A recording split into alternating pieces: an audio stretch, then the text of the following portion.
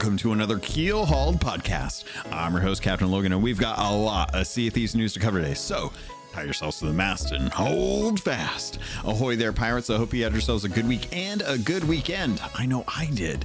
This week, we are going to be touching on Season 16's latest update and the addition of the Reaper's chests that can now be opened up with waves of skeletons coming out on the reg.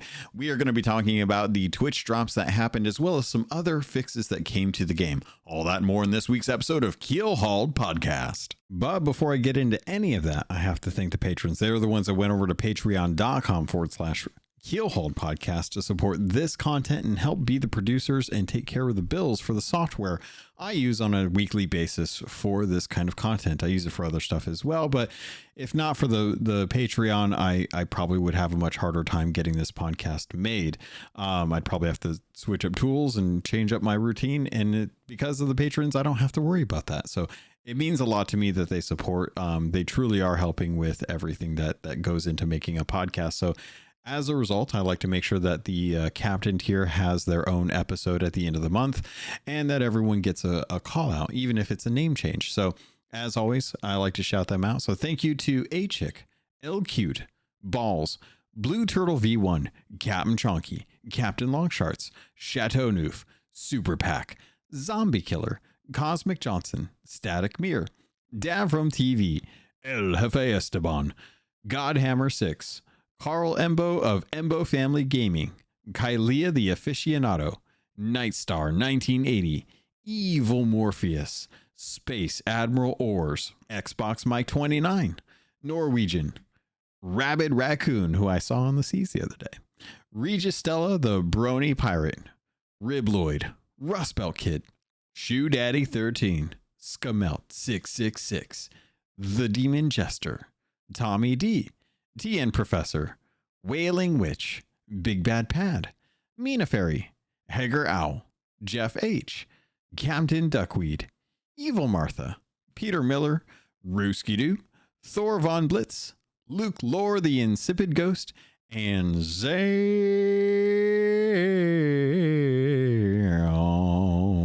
Wow. Thank you all so much for your support. It really does mean the world to me that you do so and that you continue to do so. And as always, never a requirement, always appreciated it. All right, pirates, with that, let's get into it.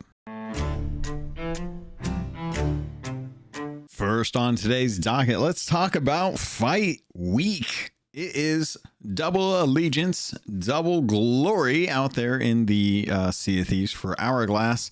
And if you don't know, it's still going. So if you're listening to this and you're thinking, gosh, man, I know I hate working on my curses, but gosh darn it, I really need those commendations. Well, the good news is it is less painful to be doing these now.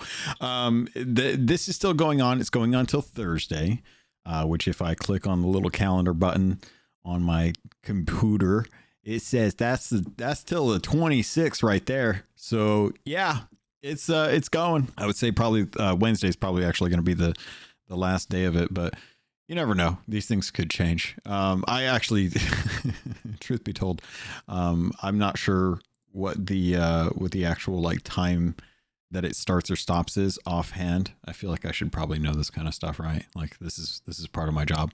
But we are going to be doing more and more Hourglass this week. It's a thing. I'm glad that I'm having help with this. I genuinely am. Because if it weren't for friends and A-Chick, my girlfriend, to be able to help out with this, I feel like I'd be having a lot more frustration with it. Because genuinely, like doing it solo is as hard of a thing as you can basically do. Like solo mode is ridiculously painful to have to do. So it's nice to be able to have folks that don't mind the mode or enjoy it just in general helping out with that, so that it's less of a pain, because at least I'm with people who are reinforcing like, it's okay, we'll get through it, don't worry about it. You know, I understand it's painful, it's not as fun as adventure, but it's one of those things that, you know, we'll get through, and don't worry, it'll be all right. So that's been helpful. It's been helping out a lot. I'm very happy about the fact that even though even though I'm not a huge fan of Hourglass PvP, because it feels like NASCAR, man. It really does. It feels like you're just going in circles. You're making left-hand turns the whole time, hoping that you get a good shot on them. You beam someone in the head, you knock down the mast, or you know, they don't pull out, and you can't get the board to lock them down. Yeah.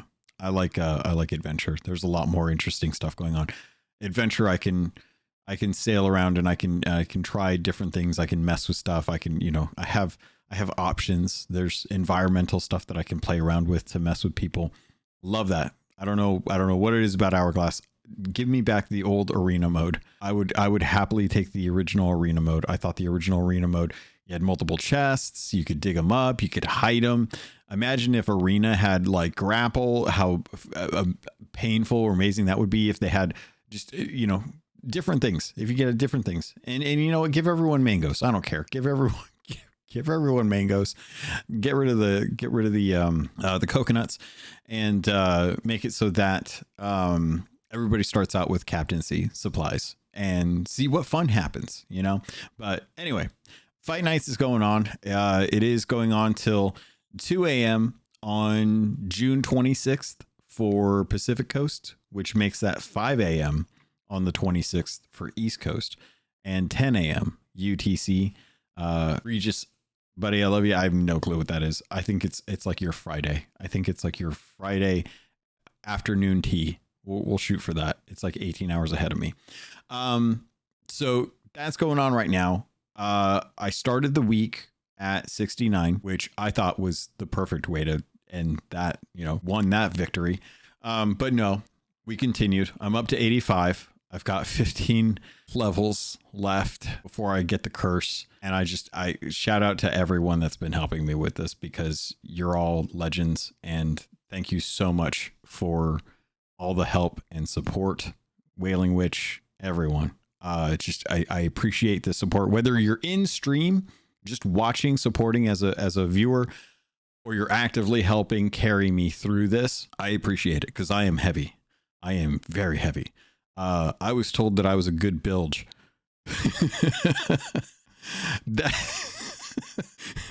You're good, Logan. You're good. You're doing fantastic at getting water from in our boat out of the boat. That's the important there. That's the important thing there, buddy. So, no, I have been enjoying the victories. I'm not a fan of losing. I don't like losing, and I think I take Sea of Thieves too seriously sometimes when it comes to losing. Because there's so many opportunities when you're like, you know that you're gonna win. You have it. It's right there, and just for whatever reason, a wave, the sail goes down. You misclick the right thing. You don't grab something. They happen to get a lucky shot off, and you lose victory by just a hairline issue. And I'm like, man, that kills me. So, but other than that, Fight Nights has been good. It's been really good. I've been seeing a lot of folks jumping into it in our Discord, which has been fantastic. It's been amazing to see Discord members jumping in. I think they're working on stuff right now. It's fantastic to see them doing that. And I know that many people, because of this season, are sick of having these commendations where you cannot get progress on them. Because for most of us who do adventure PvP, we're like, oh yeah, that's fine. You know, we got to sail around doing something. We got to fight at a Fort of Fortune. That's fine. Whatever. You know, we'll work on them comms. Them are easy. You give us Hourglass locked commendations, and our eye starts to twitch a little bit, and we get a little grumpy, and there ain't enough Snickers bars to fix that kind of grumpy. So it's thanks to people like Godhammer out there who love Hourglass, who are willing to help kind of ease the burden of us who don't like Hourglass during this week to try and get our curse, because it is such a pain in the butt. That being said, this is the last milestones that I'm pushing for, trying to get the skeleton curse. I will do Hourglass after I get my skeleton curse, because I want to help a chick get her Athena curse, and I need to put time in on the Athena curse as well, because I eventually want to have both. I'm less concerned once I get the skeleton one, because then I can start working through commendations that I've got locked right now that require you to be able to do stuff that is very time sensitive, whether they say it or not. Season 16's commendations are going to be time limited in the sense that people are not going to be working on these voyages too much longer in the frequency that they are right now. Like, I'm already seeing people drop off of the pillar voyages and work on the Reaper chests now that the Reaper chests are done, which means that eventually this stuff is going to be exceptionally hard to try and do. Try going and interrupting an Athena doing the skeleton camps nowadays, I think, is one of the ones. But there's ones where it's like, do stuff with a burning blade. Fam, I don't see the burning blade that much. I don't see it that often, man. It's hard. And then they're all like, oh yeah, go and sink another crew as the burning blade whilst wearing the skeleton curse on a Thursday afternoon after a little brekkie and a nap. And you have to have the Merm curse equipped as well too. And you're like, I can't even equip 2 curses. And they're like, you're going to have to figure that out. I don't know. I don't know what to tell you. That's what the commendation says. Also, you have to be in a guild level 10. So there are things where I'm just like, holy shnikes. I am ready for this grind to be done so I can work on some other stuff, because at the moment I am still kind of like knocking out the little stuff. I'm going after the stuff that I'm like, I'll get it when I get it. Siren Curse, finally got those all turned in. Now I just have to open up the chests where I'm like, I think I stole too many. I stole too many. Now I have to run around and go and just open the chests. I don't have to turn them in anymore, but I do have to open them. And I'm like, I have to do all the work. It was so much easier when I was just hiding as a barrel next to Briggsy and blundering the person as they were trying to like turn it in. That was so much easier than having to do all the work. Fine. So working on stuff like that, but Fight Night's going on till the 26th. Depending on your time, it'll be either early in the morning or less early in the morning. I don't know, 10 a.m. still kind of early. So good luck out there, fam. I hope you guys are getting your curses. I hope you're getting closer. I hope Rare does more stuff like this, because genuinely, the Hourglass like grind, it's the one thing they haven't compromised on, and it's the one thing that I felt like they probably should have. Everything else is easier in the game except for Hourglass, except during these times. You can get the Pirate Legend in like hours if you know the means and the methods, but Hourglass still have to wait for matchmaking, still have to wait for that. It's like, oh my God. But one thing that has helped me with this, aside from nice people, is knowing that when I'm done, I can go back to Adventure and take a look at the Emporium and just sit there and stare at the Dashing Duelist set, because I'm still debating on whether or not I actually want to buy that stuff. But the Dashing Dueling set now in the Emporium, gotta say, I actually kind of like it. I think it's good. I think they did a nice job with it. I'm very tempted to buy it. I don't know if I'm gonna, because it's like, it's like $25.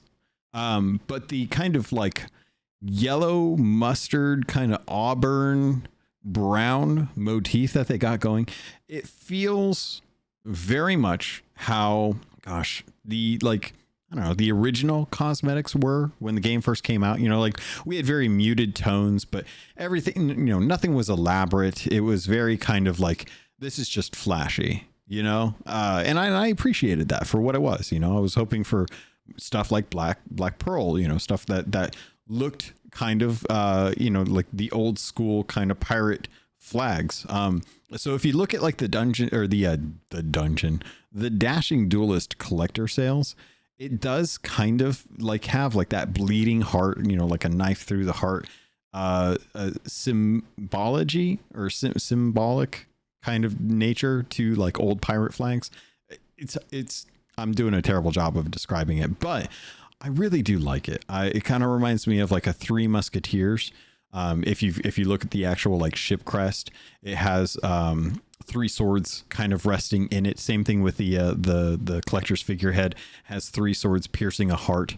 But the heart is like, you know, like a little like I love you heart, not like a beating, pumping heart from within your chest kind of thing. And I like it. I think it's good. It's got a very nice Spanish motif. There's a costume as well as a duelist banjo and a weapon set. The weapon set looks pretty good. I do appreciate it. Looks nice. I like it, especially the rapier. I think they did a nice job with it. The banjo doesn't look anything like a banjo. Looks like a straight up guitar. Totally good with this. I'm totally fine with them just putting a straight up guitar looking banjo in the game, because at this point I think Rare's kind of done introducing further instruments. I think they're kind of over that. They got the we finally got the banjo. You know, we had the accordion, we had the or sorry, not the accordion, it's not an accordion, it's a concertina. We got the hurdy-gurdy, we got the drum in the first year. We had the why am I forgetting? What's the other one? Concertina, hurdy-gurdy, banjo, and then the drum. That's all 4, right? Did we always have the? No, we didn't always have the banjo. This is the problem when playing a game that's close to 10 years old. You start really losing your mind. Did we always have the banjo? No, we didn't always have the banjo. When did we get the banjo? I don't know. We got the banjo at some point. There's people that have more idea about when that's coming in, but anyway, there's sales going on if you guys want as well too. The not like sales, you know, like discounts going on in the Emporium as well too. There's the Eclipse big bundle for $50 there, if you really wanna. I think I'm using some of the set. I think I have part of the set that I own because I'm wearing the mask right now, the Eclipse clothing mask with the horns and the face mask that looks like a devil face. I got that equipped right now because I'm doing Reapers, and boy howdy do I like that fit. Looking pretty good. There's also the comical weapon pose emote, which I appreciate because it does kind of like it brings a little levity to Sea of Thieves, where it feels like maybe it's been missing with some of the seriousness that we've gotten. So it's nice to have those kind of like little bits being brought in. They do have a Duel at Dawn bundle as well too. So if you wanted to pick up, say, like the costume for the duelist set, there is like a pay for it with cash bundle in the Microsoft store, which means it probably is in the Steam store as well. But if you buy it on Microsoft and have your accounts linked up, it will still transfer over to like the Battle.net as well as the Steam and the Windows PC version of it as well too. Should quotation marks should transfer to the PS5 version as well too. I would recommend checking the store over on PlayStation just to be sure. I actually had a question come up in HX chat the other day about Sea of Thieves being on PlayStation. Fun fact, didn't think about the fact that there's 140 million PlayStation 4s out there. People still using them 5 years into the PS5. Can't play Sea of Thieves on a PlayStation 4. Probably a good choice. Probably a little weird considering they won't drop the Xbox One version of the game, but here we are. So if you want the bundle, that's out there. It's let's see, Game Pass knocks it from $17 to $15.30 for me in America. Normally $17 though.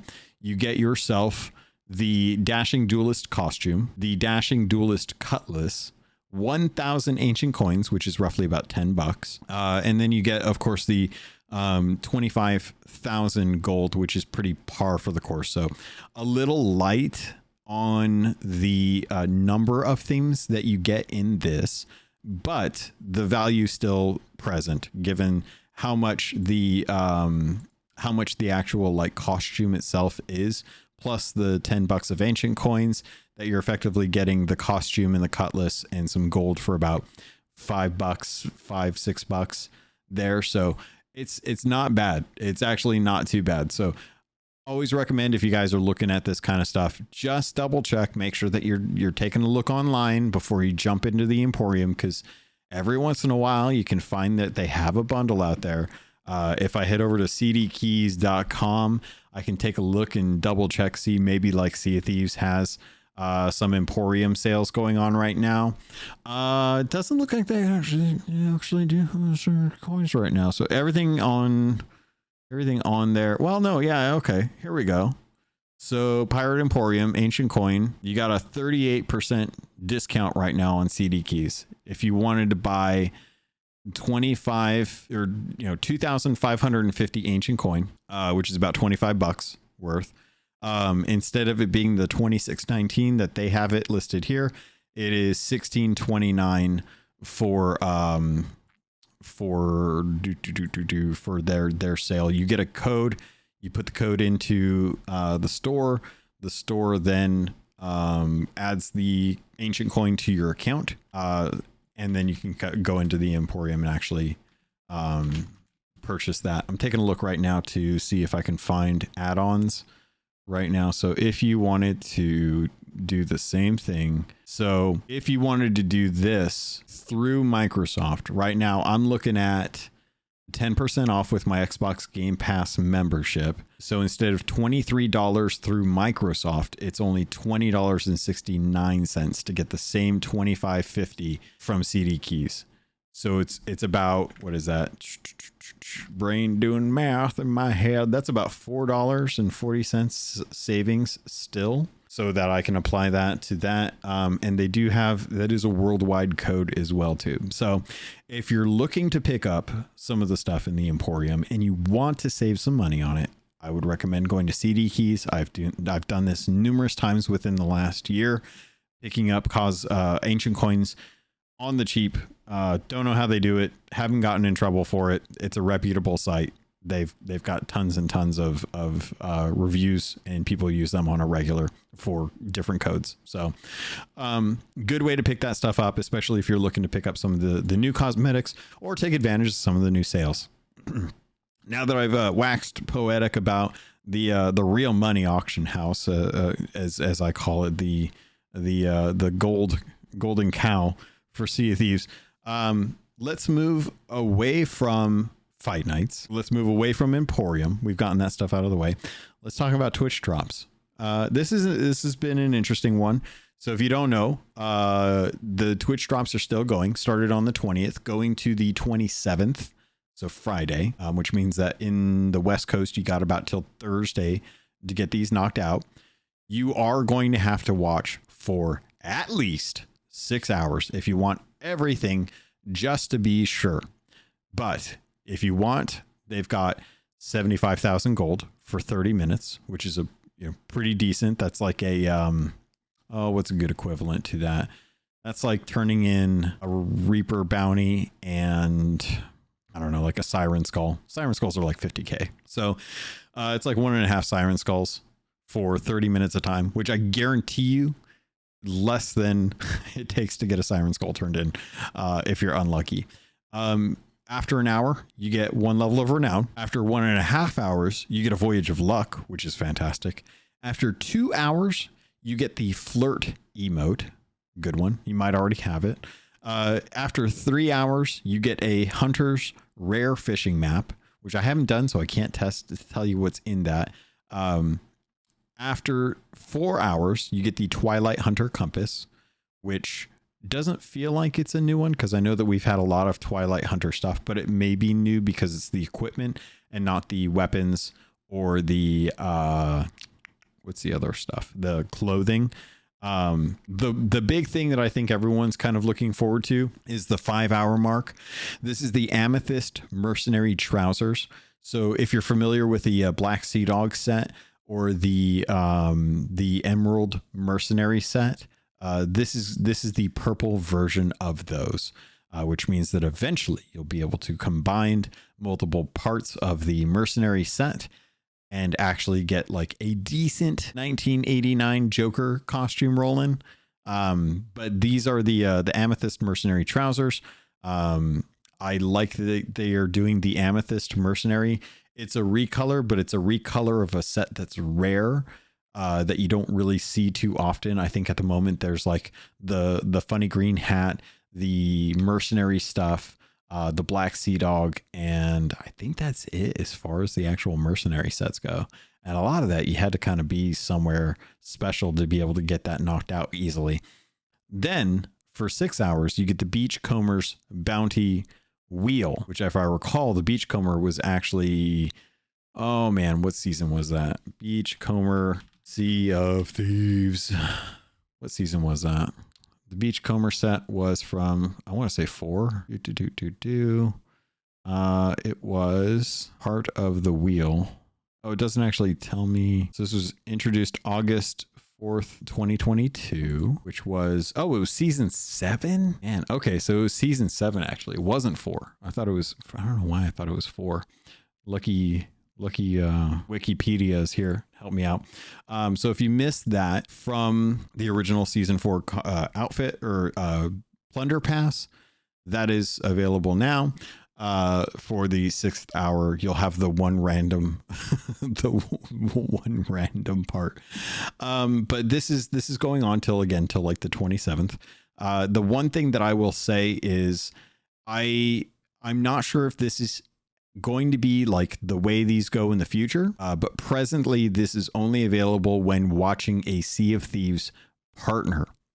The reason I say this, in a slightly biased means, is that it's not something that's even opened up to the newly appointed Bilge Rat team that Sea of Thieves has brought in, which was about 40 different creators out there who are looking to add themselves to the stream team, who, as I understand it, have 3 Gilded Phoenix crests to give away till the end of July.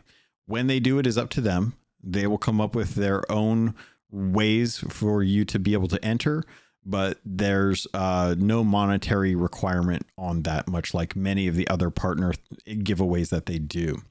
But the Twitch drops being tied directly to Sea of Thieves partners makes it kind of interesting in the sense that if you wanted to learn who the stream team was, you would not be able to really benefit from the Twitch drops from watching them, which in my mind feels like a miss. It feels like if you're gonna bring on 40 different Sea of Thieves content creators and streamers onto your stream team, what better way to do an introduction than to have the Twitch drops for partners and for the new Bilge Rat stream team. That way, not only do you have an expanded library of streamers to be able to watch it, but there's an incentive for them to stream outside of just the Gilded Phoenix crests, because people are going to be watching for 6 hours at a time to get their drops. But that would be a great way for them to get that slight kind of bump in viewership.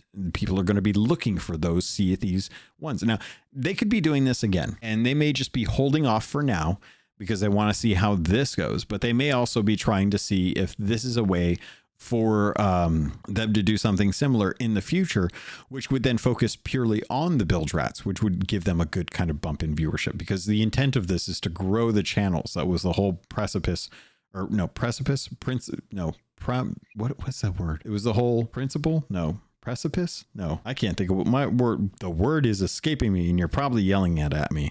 And I appreciate that you're yelling at me what that word is, but I can't think in the future far enough to find out what it was that you were yelling at me. So I apologize in advance. Regardless, it was the intent, it was the aim or the design of this to get new streamers into Sea of Thieves, like under their wing, to kind of like boost them up and say like, hey, these are people that we think are going to be good for the community. Let's go ahead and give them like some reasons to not only stream, but also to have people seek them out. I think that this was something where a lot of the partners felt like, well, what's the point of me streaming during Twitch drops if everyone has access to be able to do the Twitch drops? This will be a focus on giving those partners a little bit of a boost, just to make sure that they are getting some attention. Totally fine with that. Just one of those things where if I was going to do that, I would want to let the stream team, maybe they have, I don't know.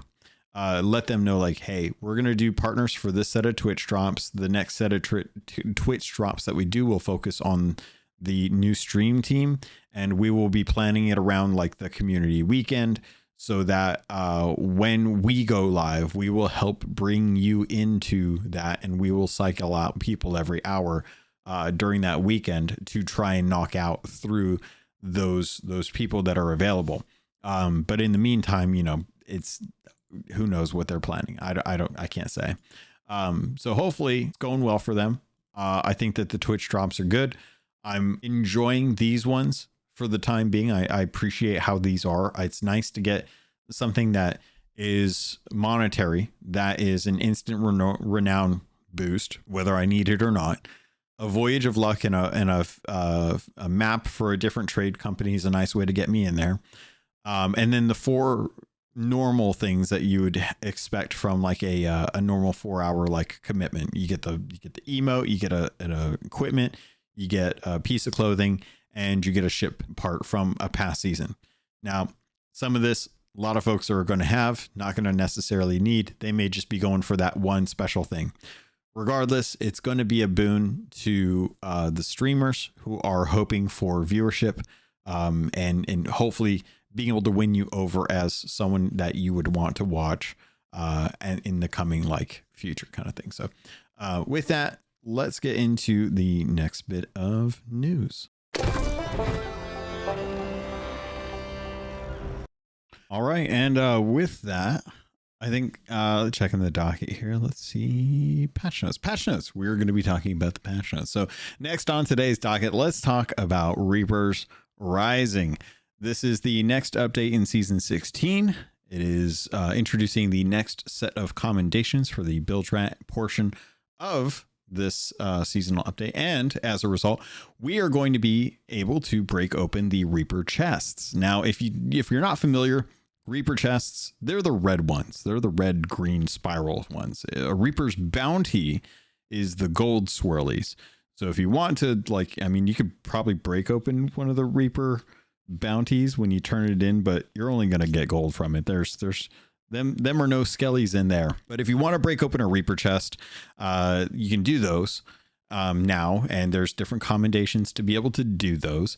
If you head over to the patch notes, you can read about those if you want, but I'm also going to be going over those commendations right now. So with those commendations, it's very straightforward. They're not really asking you to do anything that's too crazy.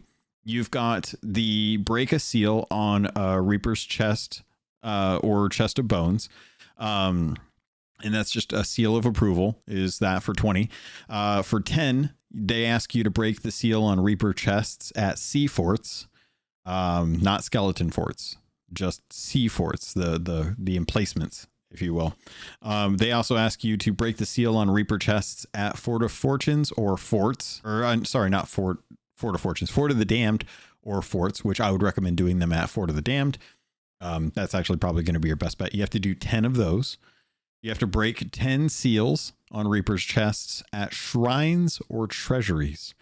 Obviously, treasury is going to be the way to go on this one, just because having the skeletons there is going to help get those knocked out faster.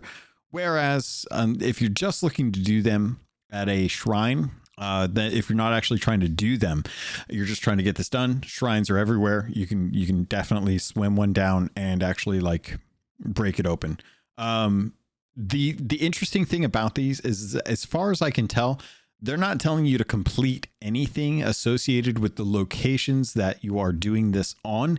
It is purely to do it by breaking open the seal.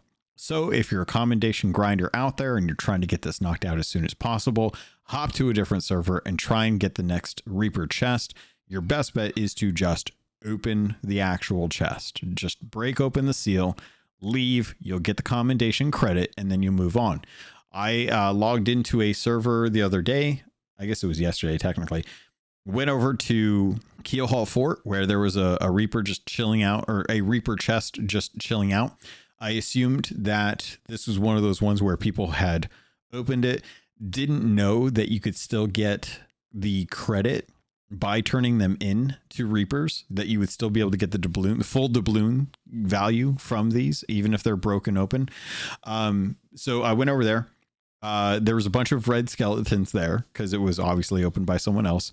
So I had to fight what felt like a little mini fort. Not gonna lie, These things were spawning constantly once you'd killed one. It wasn't like a wave. It was like, oh, one's dead, we're just going to spawn another. So it feels very much like the Skull of Siren's song, but instead of there just being 4, there's like 6. Yeah, there's like 6 or 7 of these things, and they're constantly coming at you. And then there's like a captain as well too, who's also like just generally a little smelly, not gonna lie. He was kind of a little fragrant. You know, he had a perfume about him that would kind of, you know, scare most children. So I had to dispatch with all of those, and by the time I got done, I had a little chest, and there was like a couple little remainder bones. You know, when you ever put together something and you look in the box that it came in, and you're like, huh, that's weird. There's 2 really important screws in that box, and I'm pretty sure I put this thing together with all the screws put in. So I'm really hoping those are extra, because if they're not extra, then I missed something somewhere in step 16 that I am not going back to try and figure out. And I'm just going to hope to God that this little IKEA desk holds together. It does. It does hold together, by the way. If you miss those, I have an IKEA desk. It's a standing desk. There's probably a good 8 screws that are not in this thing, and it's hanging in there. It's hanging in there. You know, it works. It does its job. I fear the day I have to take this apart when I move, because I'm pretty sure it's just going to like fall apart into multiple pieces, and then I'm going to get sucked into some sort of void where some sort of person's going to be like, you have gone and done the wrong thing for that IKEA desk. And I'm going to be like, I don't know what you're talking about. This is a cool place. Can I go home? I'm kind of worried. But anyway, you get the bounty chest, and you have the bones to kind of let you know. By the way, the bones kind of give you a heads up, as I found out that if it's full, there's like, you know, bunch in there. There's a lot of reinforcements. Fewer bones, less reinforcements. 2 bones, IKEA desk issue. No skeletons. Gonna help you out on that one. I kind of wish I had one of these for like my next move, because I would love to break open a Reaper chest and just be like, all right, skeletons, grab the bed, grab the TV, throw it in the U-Haul, let's go. Because that would be helpful. I do not have real life friends that are that strong. I need real life friends that are that strong.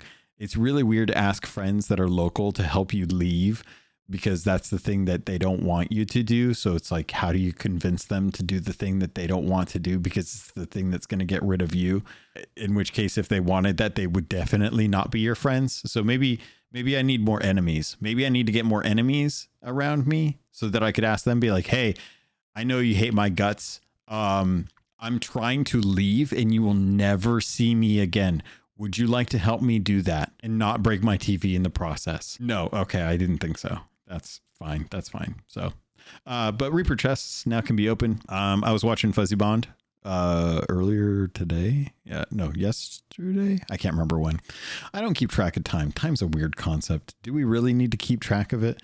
It happens anyway. It does its thing. It's important for work, I guess, but anytime else, like, when is it important, right? The sun goes down, you get sleepy, you take a little nappy poo, you wake up at 3 a.m, you get back on game some more until you have to clock in for work. But I was watching Fuzzy Bond the other day, and I actually got to see he and Jackie were at a Fort of the Damned, and they had I believe it was a sloop that was actually putting some good pressure on them.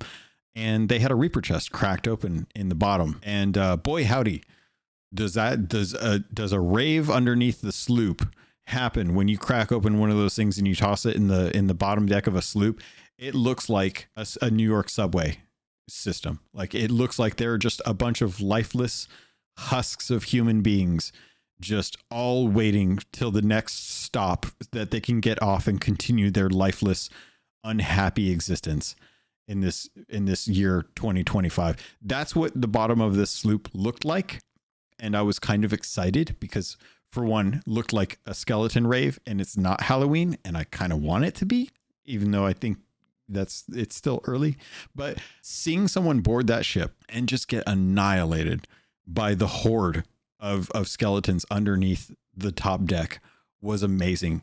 Like, I don't even think that Fuzzy and them were anticipating just the sheer murder, just relentless murder that happened below deck. And to be perfectly frank, not going to say anything. I'm not that snitch. I'm not going to, no authorities were alerted. I'm not going to be the one that's be like, well, I don't know what to tell you.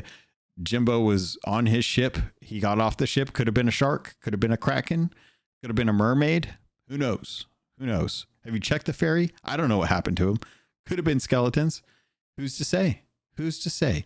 Where's the proof? That's what I want to know. Where's the proof? Innocent until proven guilty. So, looking forward to seeing how these play out. I think they're going to be good little. If it wasn't for the fact that these things are marked on the map with a giant like spiral, these would be fantastic party favors for people.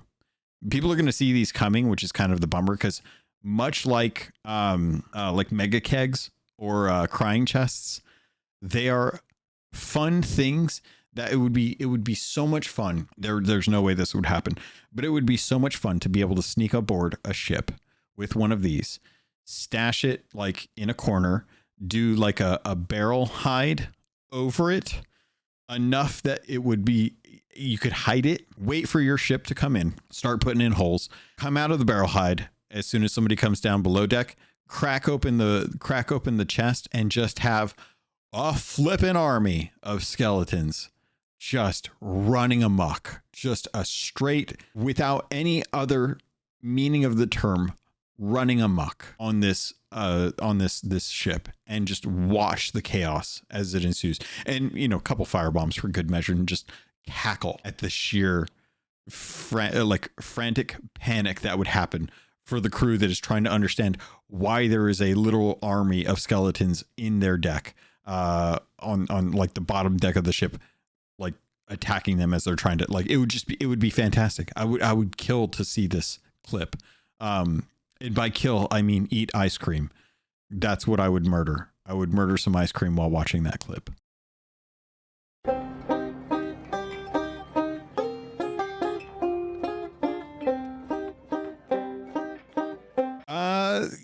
Moving on to the next bullet point. The next thing that we kind of came in with this update is some additional buried pillar locations have been added to the voyage for the search for the ancient secrets for the Reaper voyage on there, providing a greater variation and addressing issues with multiple crews taking on the voyage at the same time.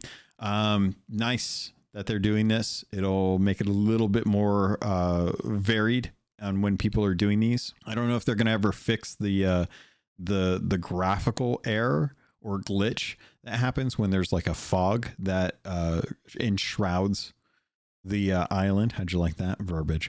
That enshrouds the island so you can see it from a distance and kind of know like, oh, they're working on a Reaper voyage. I don't know if that's intentional or if you should be checking the map for the Reapers, because I feel like that is something that, as far as I know, Rare is not intending for that effect to happen in the way that it is currently. So I would not bank on that, but it is nice that they are adding more pillar locations for the voyage, so you can actually go to multiple islands instead of just the same old ones, which were causing people to show up and having issues with the voyage not working because one person got there sooner and started to dig up the pillars, and there's only so many pillar like locations on an it's nice that this is getting addressed in a relatively quick fashion, but I feel like a lot of people have kind of already figured that out. The next thing was the skeleton nerds on islands, like the big islands.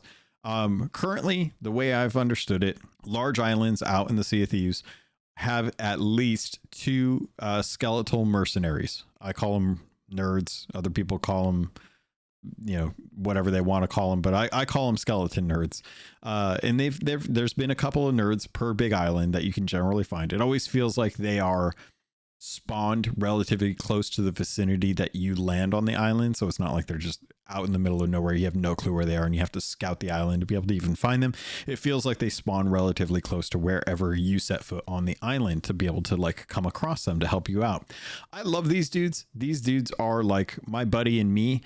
They are the Stretch Armstrong of the Sea of Thieves. They do anything and everything I want them to, and I just derive an enormous pleasure from having them venture with me. I kid you not. I was, I can't tell you where, and I can't tell you why, but I was doing a skeleton fort for reasons, and it had one of these nerds on the skeleton fort. It actually had 2 of them on there. So they're not, now that they're on skeleton forts, I was doing a regular skeleton fort, and the nerd that was with me was doing a fantastic job, stellar job, A+ performance, almost C rank, but not quite. Like, it was just below C rank, for all intents and purposes, because I think he died at one point. Actually, he died a lot because the keg skellies would spawn. They would run to him, and like a sacrificial lamb, a lemming off the ledge into the sea, he would give his life, or undead life, for me, for the sake of taking out all of the skeleton waves. And I would run over and I would resurrect him, and I'd pat him on the shoulder and tell him he's a good boy. You done well. Do it again. Get back in there, son. And he absolutely would. And so the funny thing is I was trying to test something for reasons. Can't explain why. Can't tell you why. I can't tell you. But I was testing something, and I figured, what a great opportunity to test and see if this sequence of events happens in the way that I expect it to. And I was like, okay, well, when the Duchess or the Mutinous Helmsman or the Two-Faced Mongrel, whatever his name is, come out, I will go ahead and test away, and give it a good, see a science. That didn't happen. I didn't get to test the thing that I wanted to test, because my boy over here, the nerd, decided to go and attack the Duchess. I was like, oh, okay, yeah, that's fine. Duchess will kill him, and then he'll be out of the equation, and I can get back to my Sea of Science. Nah. I don't know if this is something that's happened to other people. I don't know if it was because I was far away and kind of like scoping in to kind of like get ready for the thing that I wanted to test. But for whatever reason, the Duchess never aggroed me, but did aggro the mercenary. The mercenary did his job. He did his job. The Duchess didn't quite know how to approach the situation. In their mind, the way they approached the situation was, I'm gonna puff up my chest and stand right in front of you and tank everything that you're giving to me. And boy howdy, she died. It took a while. I was sitting there waiting for him to die.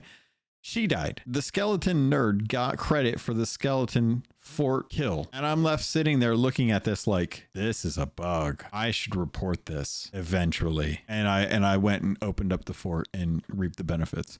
So skeletal nerds, they're on islands, forts, and the like. I think that it'd be kind of nice to have them on small ones, but at the same time, these things are easy mode. They have literally removed the need for me to care about where dig spots are, because nowadays I find a nerd, I have a map, I show him it, and I just wait for him to go along his merry on way and show me exactly where the dig spot is. So great. Great for not remembering where stuff needs to be or reading a map. Terrible for being familiar with how to read maps, but that's a thing. It's a thing in the game now. They look spooky enough that they might be enough to scare off people from actually using them. But for all intents and purposes, I think a lot of people are just going to kind of go with it and use them and not have to worry about where the X marks the spot is anymore, because the nerds just do the job for you. I think this is legitimately the one time where I could sit there and say like, maybe they're making the game a little too easy, because they've kind of taken out like find where the X is out of the one thing that was like the whole point of the gold hoarders was, we've buried a map and there's going to be an X on this map, and I need you to go out to that island. I need you to find out where that X is and dig up whatever treasure Ramsey has buried down there. And by God, if you bring it to me, I will give you all the gold that it is supposedly worth, which is definitely not all of it, but still enough of it that you feel comfortable with. And good luck. And that's, we went out and did that. Now it's like, I got this map from a guy, and I got this skeleton here. He's gonna show him the map, and he's just gonna take it to me. He's like a pretty good Sherpa. Not gonna lie, I'm gonna give him 5 stars. He's the Uber of Sea of Thieves. I appreciate him for all that he's done. He's a fantastic driver. He showed me exactly where the treasure was. No questions asked. Didn't even like bug me for a tip. I gave him the chest and I went back to my ship. Lo and behold, he UPS'd it right to my ship on the beach. I grabbed it from him and then went on my merry on way. And it was a pretty good experience, gotta say. Would recommend, you know, if they got these guys at Airbnbs, I think a lot of people would be a lot happier doing some travel, because stellar service there, you know, better than most of them Marriotts I've ever been to.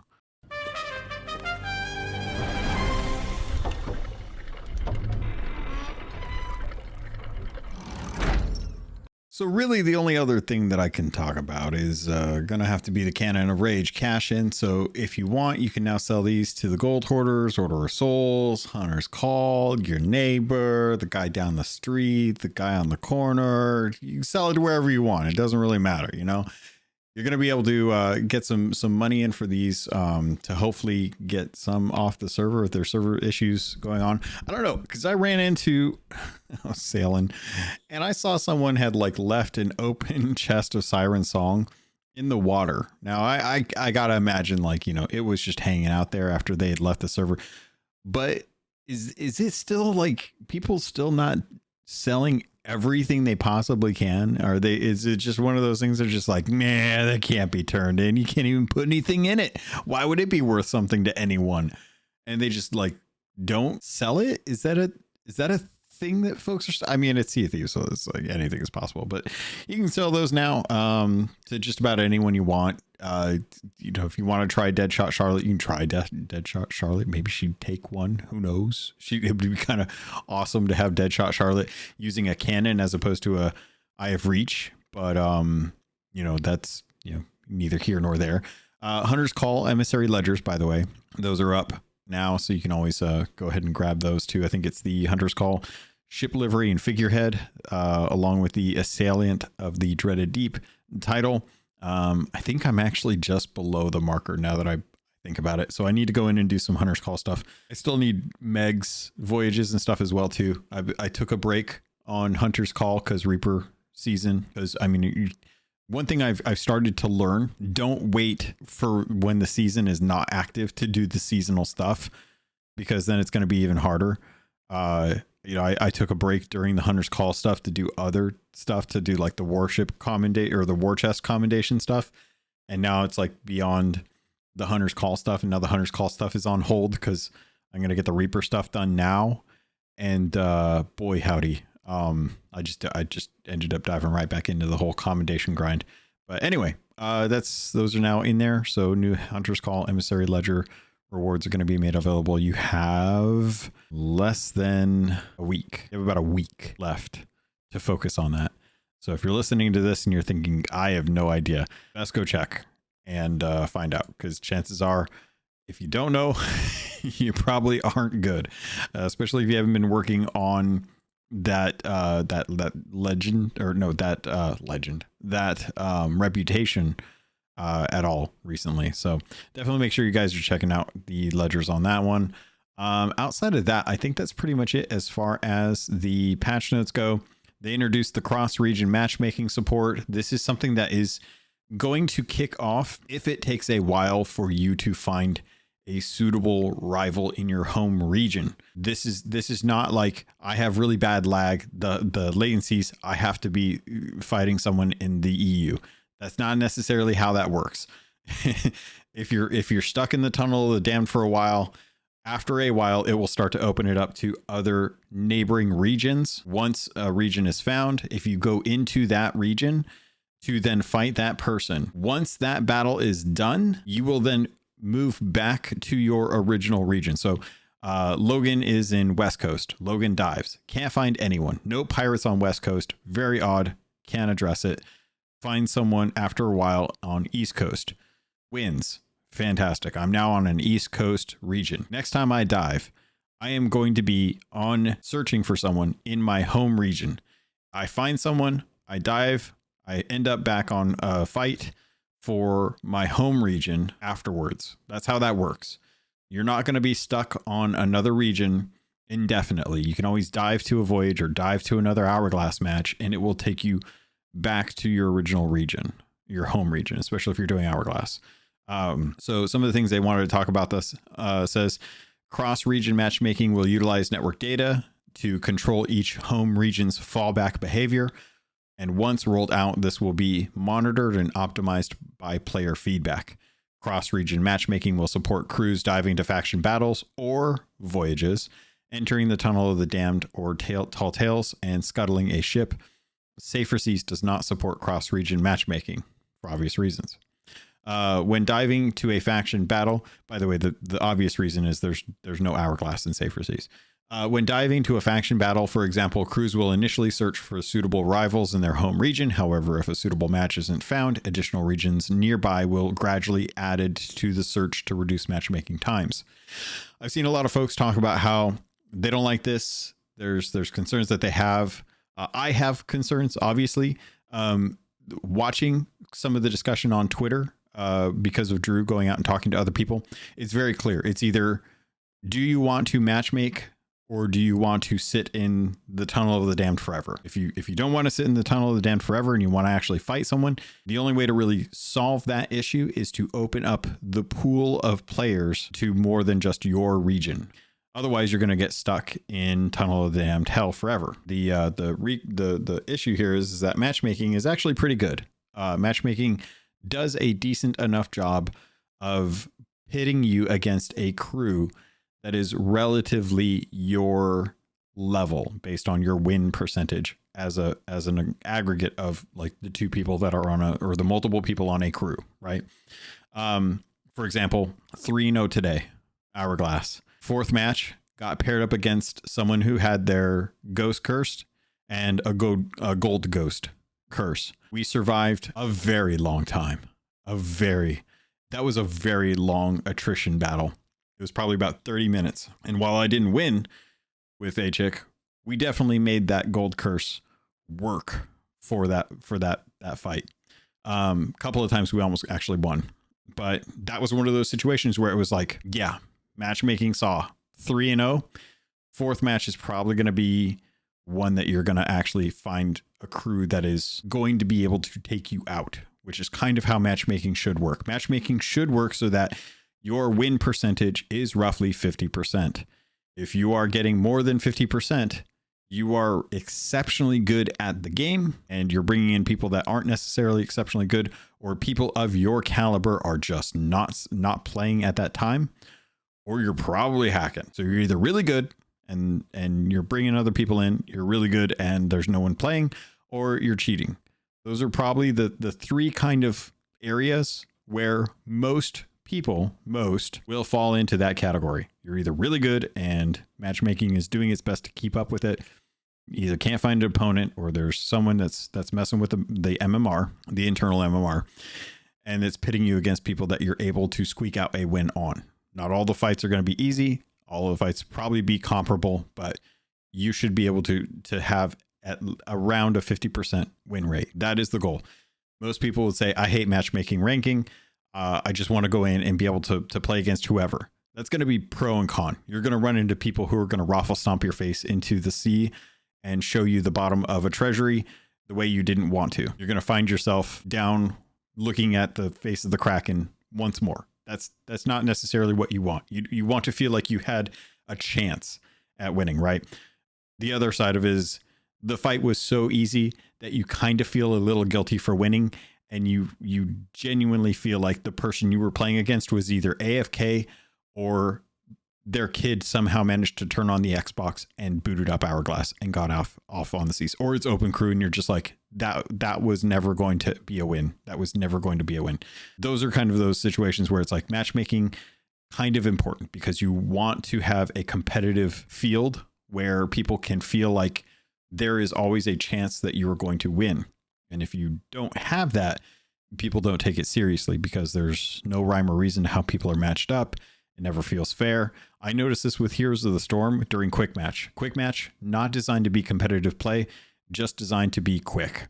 There's no MMR really. There is a hidden MMR, but it's a loose MMR. So there's never balanced classes. There's never balanced heroes beyond certain things. It's like I don't expect to go in thinking that every time I jump into quick match, I am going to be able to have an equal opportunity to always have a chance to win. There are going to be times where I'm like, yep, we are not going to win this.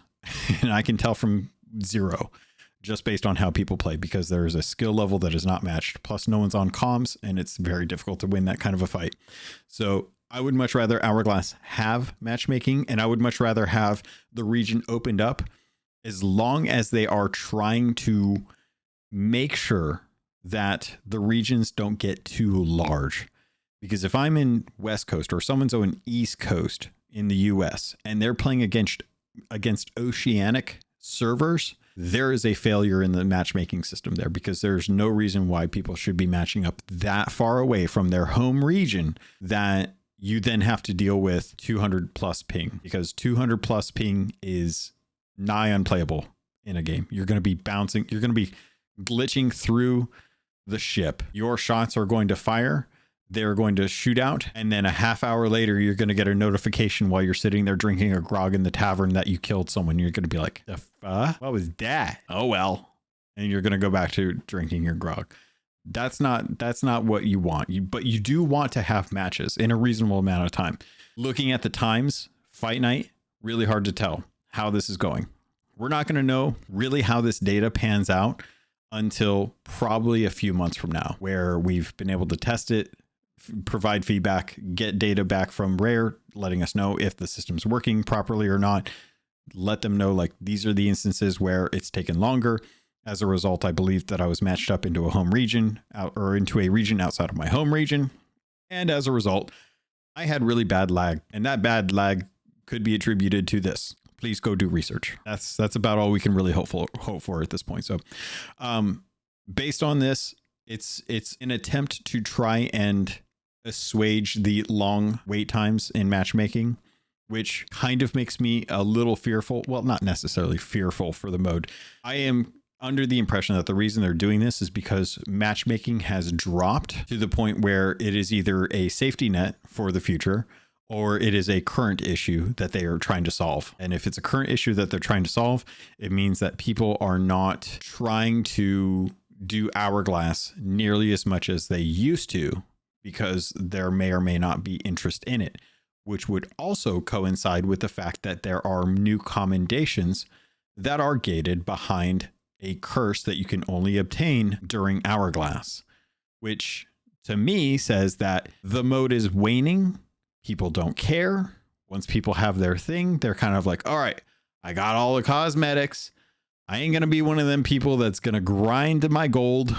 I don't need it. I don't want it. I look cooler without it. I'm fine with this. Let's go back to adventure. And there's not really any incentive for people to go back to Hourglass at that point, unless they're good natured human beings who are very kind in thinking, yes, I will drag Logun kicking and screaming to his bones, quote unquote, because that's the main reason why I think a lot of folks are jumping into it.